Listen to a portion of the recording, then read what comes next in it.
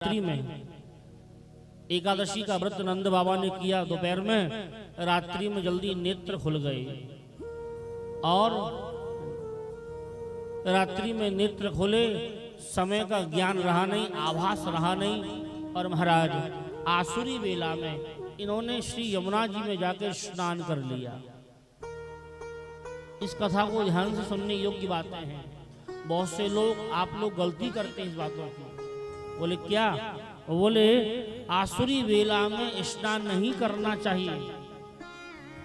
बहुत से बड़े बूढ़े लोगों को नींद नहीं आती है तो 2 बजे नहाने बैठ जाए, 3 बजे नहाने बैठ जाए। बड़े बूढ़े बैठे, भैया बुरा नहीं मानना, भारी बात है।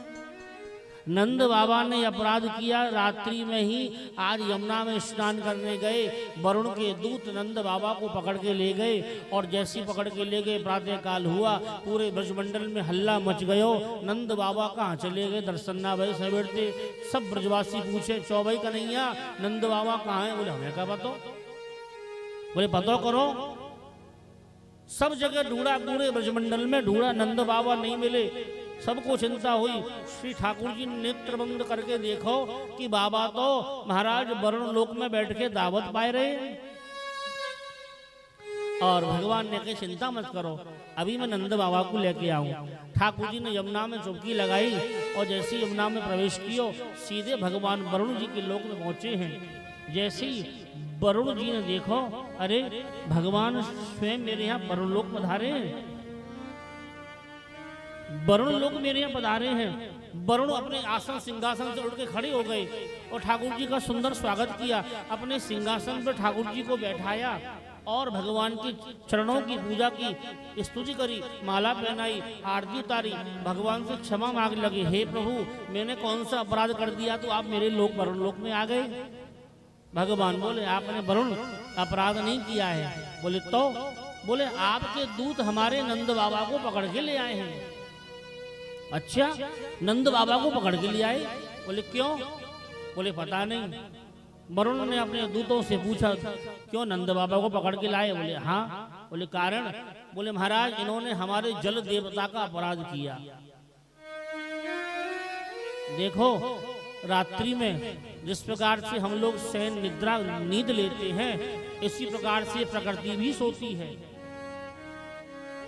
कैसे? बोले पृथ्वी सोती है, ये पशु पक्षी वनस्पति जल ये सब सोते हैं। अर्धरात्रि में न सरोवर में स्नान करे, न नदी में स्नान करे, न घर के बाथरूम में स्नान करे। राधे राधे। न रात्रि में पेड़ों की पत्ती को तोड़े, फल को तोड़े, जमीन खोदे, ये वर्जित है रात्रि में। बोले पृथ्वी पे रात्रि में हल चलाओ, खोदे, पीटे, तोड़े, बोले ये सब आघात है, अपराध है। बोले महाराज अर्धरात्रि में इन्होंने स्नान किया, इस कारण से वरुण के दूत पकड़ के ले आए।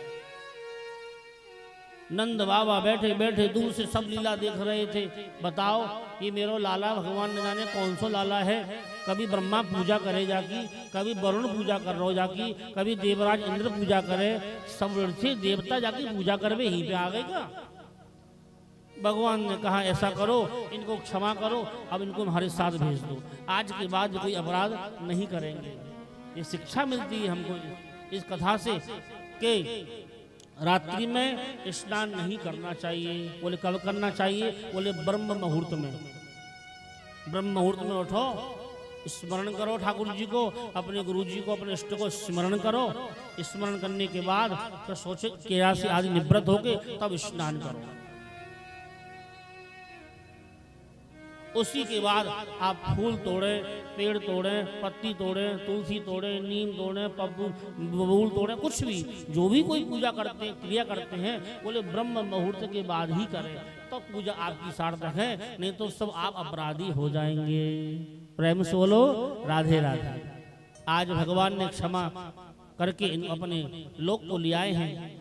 और इधर ब्रजवासियों से नंद बाबा ने कहा, भैया ब्रजवासियों मुझे लाला को देख के बड़े आज संदेह हो रहा है। बोले क्या बाबा? कि जब मैं वरुण लोक में बैठा था, उस वरुण लोक में वरुण देवता अपने आसन से उठ के खड़े हो गए और अपने आसन के स्थान पे लाला को बैठा दिया हमारे को। अच्छा, बोले हाँ, जाके चरणों को धोयो, जाको तिलक लगायो, माला पहनाई, भोग लगायो, आरती करी। वो तो चिंता है रही है जी लाला है या हुआ है। ब्रजवासी ने कही बाबा ये बात हम भी पूछ चुके हैं, लेकिन लाला बतावे ना है कि लाला है कौन है। आज ब्रजवासी ने कही ठीक है बाबा, आज हम गौचारण करवे जब जाएंगे आपके लाला से पता करके ही रहेंगे कि आपको लाला है कौन। आज ब्रजवासी ने हट पकड़ ली और ठाकुर जी के पास आए। बोले कन्हैया तू हमारा सच्चो मित्र है। बोले हाँ ब्रजवासी हो, मैं तुम्हारा सच्चो मित्र हूँ, तो तुम्हारे सामने झूठ तो नहीं बोलेगो, बिल्कुल नहीं बोलूँगा। तू हमारे सिर पे हाथ रख। ठाकुर जी ने सिर पे हाथ रखो। बोलो क्या बात है? तो जो हम पूछेंगे सत्य सत्य कहेगो। हाँ भैया ब्रजवासी हो, मैं सत्य सत्य कहूँगा, पूछो क्या बात है। पूछे? बोले हाँ। बोले तू नारायण है? तू नारायण है? भगवान देखने लगे। बोले हाँ मैं नारायण हूँ। अब तुमने सच पूछ लिया तो बताऊंगा मैं नारायण हूँ। मनसुखा ने कहा क्यों झूठ बोल लो यार, नारायण की 4 भुजाएं हैं, तेरे 2 ही भुजाएं। झूठ बोल लो, ढंग से ना आवे तो पे। अब ब्रजवासी चक्कर में पड़ गए। ठाकुर जी बोले 4 भुजाएं उस विष्णु नारायण की, आपके तो 2 ही भुजाएं हैं। भगवान बोले यदि मेरी 4 भुजा हो जाएंगी तो मुझे विष्णु मान लोगे? बोले हाँ बिल्कुल मान लेंगे हम। ठाकुर जी ने कहा तो ठीक है ऐसा करो, अपने नेत्रों को बंद करें। सभी ब्रजवासी ने अपने नेत्र बंद किए। श्री ठाकुर जी ने माया बुलाई, 3 ताली बजाई ठाकुर जी ने। अब महाराज ताली बजते ही ठाकुर जी के चतुर्भुजी रूप वहां प्रकट है गो।